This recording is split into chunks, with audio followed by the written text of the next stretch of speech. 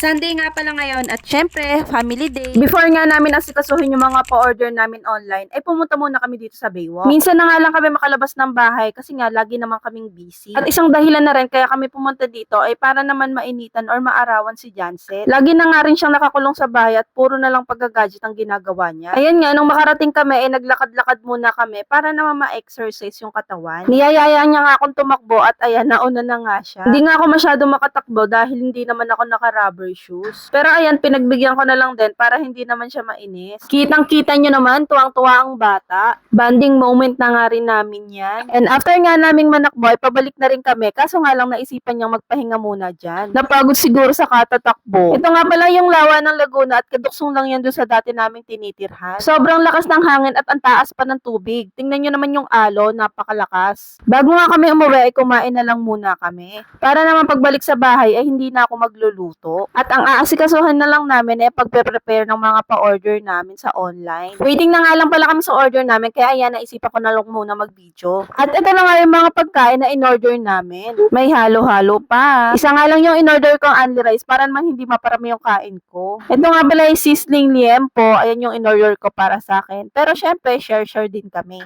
Tapos ang masarap dito, ang kapartner niya palang kanin is Java rice. Pero nga hiningi na nga agad niya yung kanin ko at ibinigay ko na lang. Yung liempo nga pala nila ay medyo maraming taba at oonti lang yung laman. O siya, yun lang. Thank you for watching. Bye!